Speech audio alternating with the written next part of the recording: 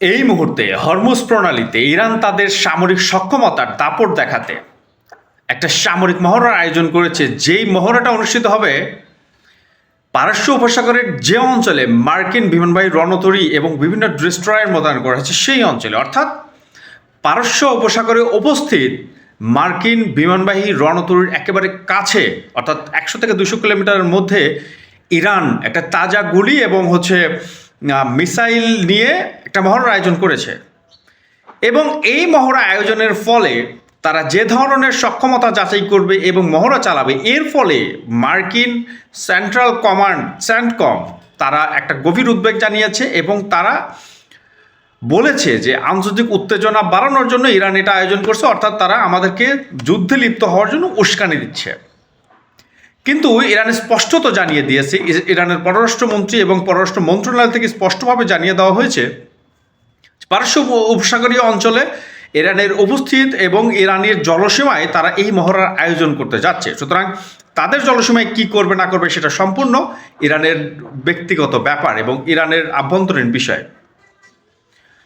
এইখানে সবচেয়ে ইম্পর্টেন্ট বিষয় হচ্ছে যে চুক্তিটা 29 জানুয়ারি রাশিয়া, চায়না এবং ইরানের মধ্যে হয়েছে, সেই চুক্তির ফলে এই যে মহড়া আয়োজন করতে যাচ্ছে ইরান, সেই মহড়ায় রাশিয়া এবং চায়না সরাসরি এই মহড়াতে অংশগ্রহণ করতে যাচ্ছে।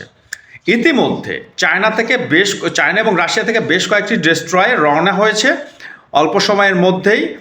এই যে এই মহড়ায় তারা অংশগ্রহণ করবে। তার মানে হচ্ছে হরমুজ প্রণালী শুধু না, পুরো পারস্য উপসাগরীয় অঞ্চলের যে সকল দেশ রয়েছে সেই সকল দেশের একটা সংকেত দিয়ে দিল রাশিয়া এবং চায়না যে তোমরা কখনো শত্রুকে নিজেদের ভূমি ব্যবহার করতে দিও না, যদি দাও এবং সেই ভূমি ব্যবহার করে যদি ইরানের মাটিতে হামলা হয় তাহলে আমরাও কিন্তু এই এলাকায়, এই অঞ্চলে উপস্থিত, আমরাও পাল্টা আক্রমণ করব। যে সকল দেশ থেকে এই দেশে আক্রমণ চালানো হবে, আমাদের বন্ধু অথবা আমাদের মিত্রদের। তো যেহেতু 29 জানুয়ারিতে একটা চুক্তি ইরান এবং রাশিয়া এবং চায়নার মধ্যে ত্রিপক্ষীয় একটা চুক্তি হয়ে গেছে, এই চুক্তির ফলে যেহেতু বিশ্বযুদ্ধের অনেকটা দ্বার প্রান্তে, পৃথিবীতে দুইটা বিশ্বযুদ্ধ হয়েছে 1913 সালে এবং 1939 সালে দুইটা বিশ্বযুদ্ধ হয়েছে। দুইটা বিশ্বযুদ্ধে কিন্তু অক্ষশক্তি এবং মিত্রশক্তি নামের দুইটা পক্ষ ছিল। সুতরাং এই মুহূর্তে অক্ষশক্তির হিসাবে সবচেয়ে বেশি এগিয়ে আছে ইরান, চায়না, রাশিয়া, উত্তর কোরিয়া, ভেনেজুয়েলা, কিউবা, কলম্বিয়া, এই সকল দেশ।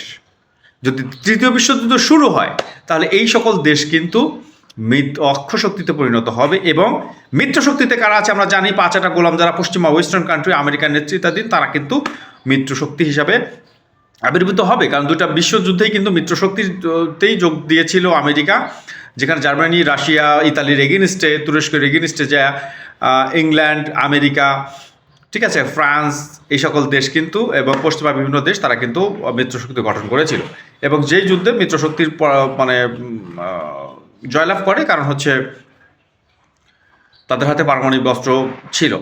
এবং তার ফলে এটার ফলে কিন্তু 1914 সালে যে প্রথম বিশ্বযুদ্ধ, সেই বিশ্বযুদ্ধের ফলে ইসলামী খেলাফত তুরস্ক ভেঙে যায় এবং তুরস্কের যে সাম্রাজ্য, অটোমান সাম্রাজ্য, সেটাও ভেঙে যায়, যার ফলশ্রুতিতে পুরো ইউরোপ থেকে মুসলমানরা বিতাড়িত হতে বাধ্য হয়।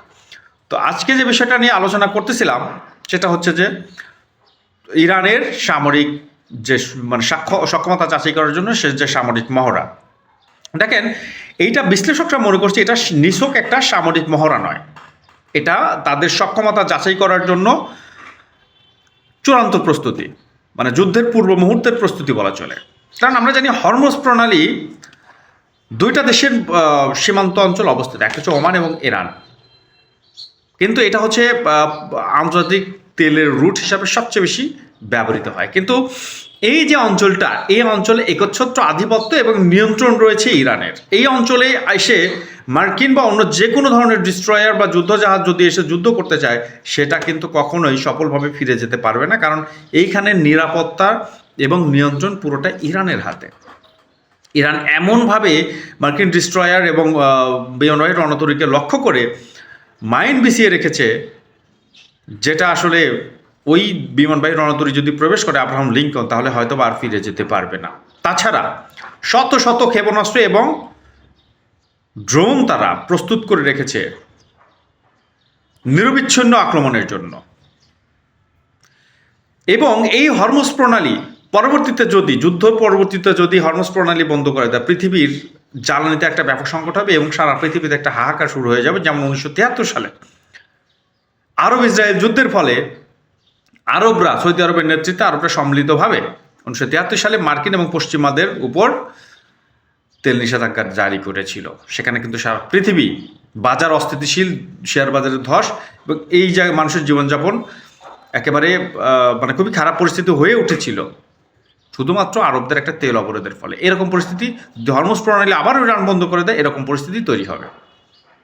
যে কারণে বহির্বিশ্বের যে সকল দেশ রয়েছে যারা ইরান এবং মধ্যপ্রাচ্যের জ্বালানির উপর নির্ভরশীল, তারা কিন্তু উদ্বেগ জানাচ্ছে আমেরিকা এবং ইরানের যুদ্ধের আশঙ্কার মধ্যে।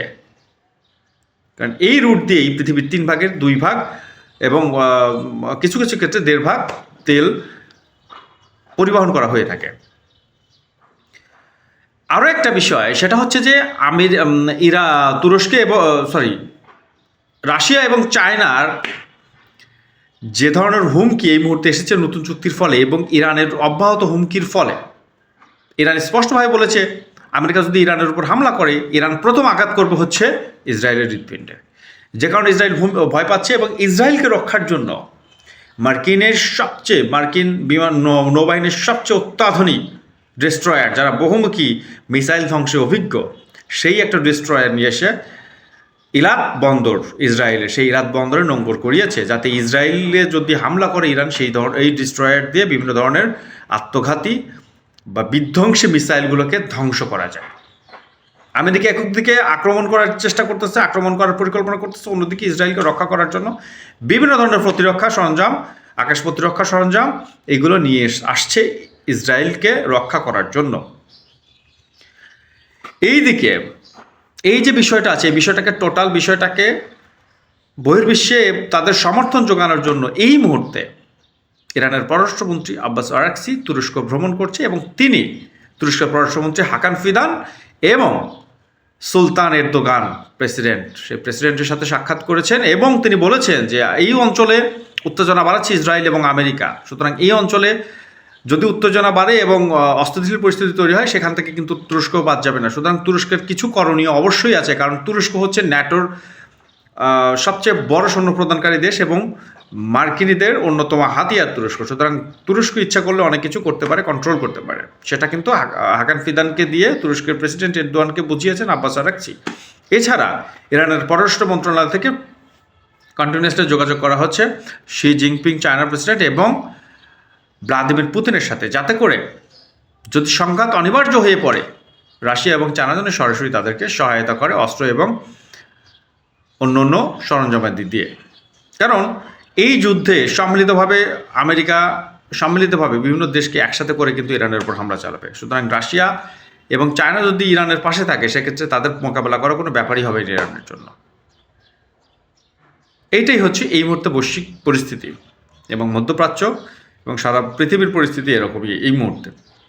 তো আশা করবো এটা ভালো লেগেছে। ভালো লাগলে অবশ্যই কিন্তু সাবস্ক্রাইব করবে। ধন্যবাদ।